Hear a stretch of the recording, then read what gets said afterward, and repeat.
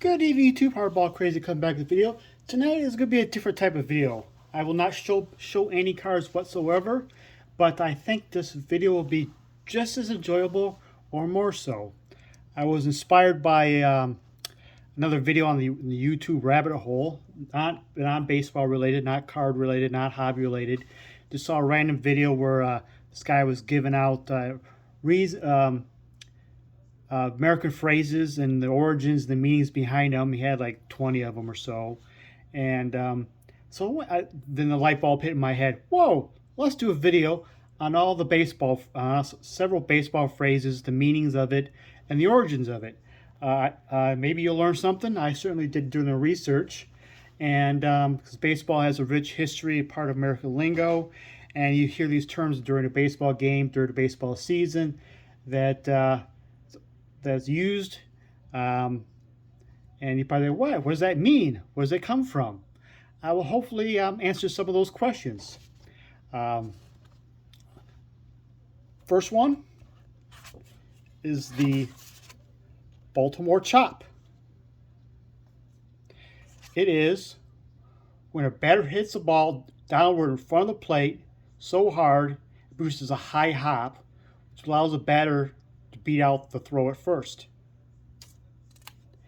The origin of this was back in the 19th century, the original Baltimore Orioles.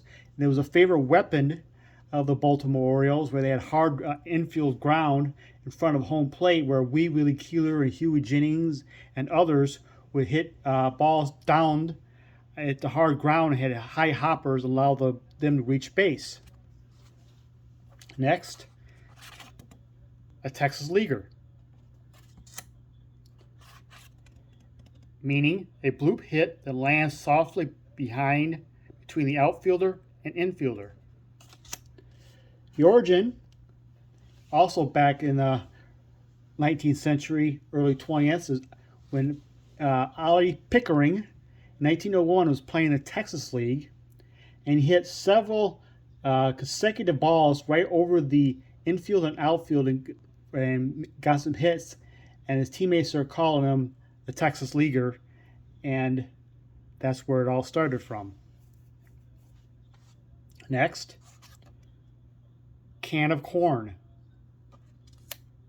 meaning a routine fly ball to the outfield.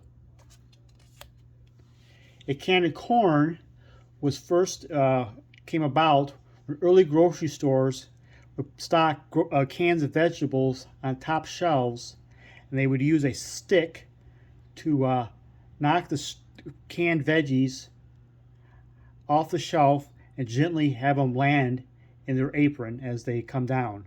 Hence the term lazy fly balls in a can of corn. Next,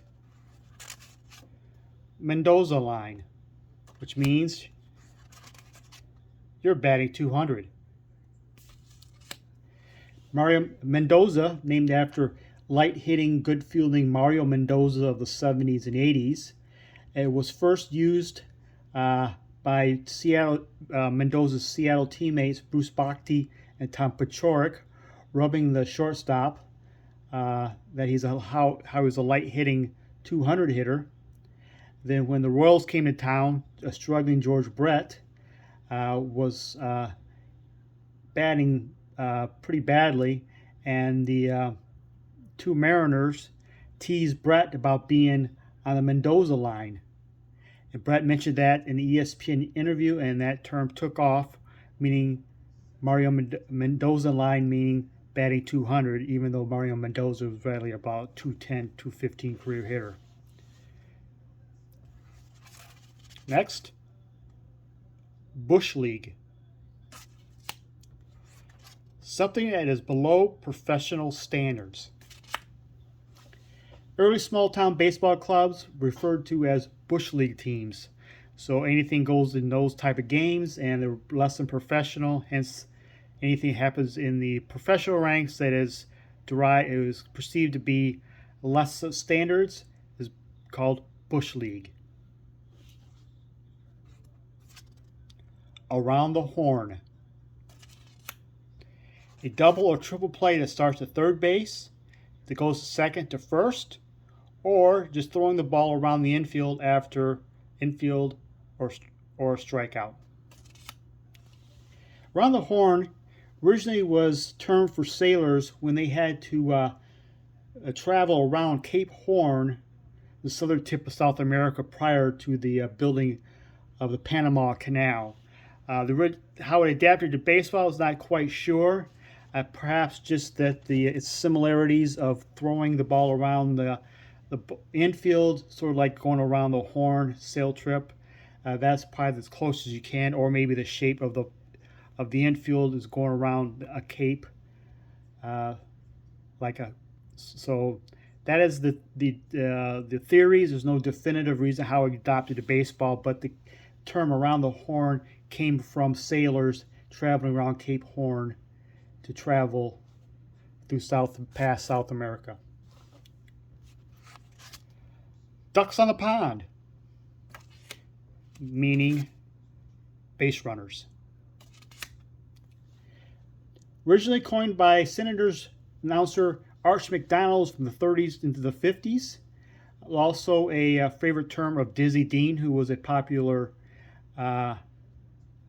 announcer post-playing days, and which probably became a more of a national thing. But they were the ones referring to runners as ducks on the pond. A walk-off. A scoring play that immediately ends the game. This is probably the one everybody's familiar with. It's first coined by Hall of Fame closer Dennis Eckersley, most famously for giving up the walk-off homer to Kirk Gibson in the 1988 World Series. The original term walk-off piece was termed by Eckersley for something that was bad or as that has a disgusting connotation to it, like he went to an art gallery and he sees a bad piece of art, he walks off. Later, just evolves into a happy feeling for the offensive team for any scoring play. It's a walk-off play that immediately ends the game. Ace. A team's #1 pitcher or an elite pitcher. Originally, it's coined for being a #1 pitcher, but not every team has a #1 pitcher. So the ace has kind of lost its luster there. So, for example, in current states like the Oakland A's doesn't have a #1 really an ace, for example. But say the Mets with Verlander and Scherzer has 2 aces, so it just basically nowadays means that it's an ace or an elite pitcher. So a team could have 2 aces, or a team could not have any aces. The theory is the ace was named after 19th century pitcher Azael Bernard. Pitched for the Excelsiors of Brooklyn and Cincinnati Red Stockings. He was their ace pitcher. His nickname was Ace, short for Aza. 2 different seasons he pitched. Tell you the difference of the eras. He pitched 70% of the season's innings. So Ace origin is for Asia Bernard.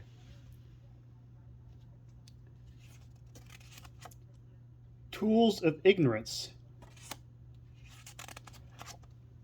is your catcher's equipment.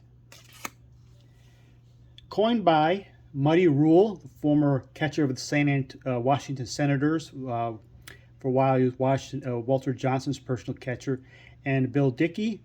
It is the catcher's equipment, and also is the irony of intelligence of playing the catcher with the foolishness of ability to catch the ball with all the equipment, and that's what's called the tools of ignorance.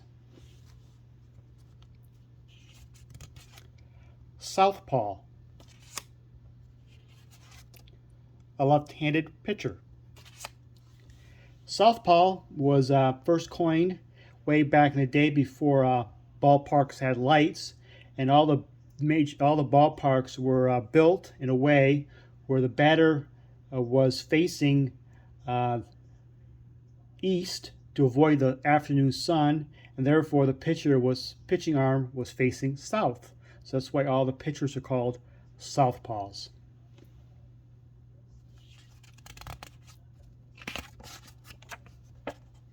pickle. You're in a pickle. Means you're caught in a rundown. Pickles are first attributed to William Shakespeare, believe it or not, in England. In England, it means to be sauced or drunk. In American terms, pretty much, if you're in a pickle, it means you're in a tough spot. So obviously in a baseball, if you're caught in a rundown, you're in a tough spot, therefore you're in a pickle. The last one for today is an easy one, K, meaning strikeout. Everybody knows that, but I don't know how many people knows why it's called a K. When Harry Chadwick was first devising the standard for using a scorecard, using the letters for abbreviations, instead of, you can't use S for strikeout because S was already taken for sacrifice. So instead, he used the last K, last letter in strike or struck out. So he used K for strikeouts, or batters being struck. So K means strikeout, and S was already used for sacrifice. That's a long video enough, so hope you enjoyed the video. And maybe I'll do a part 2. If you have any other ones you want to add, want to know about, want me to do a part 2 in, leave the comments below. Hope you enjoyed the video. Thank you for watching, and I'll have a good night.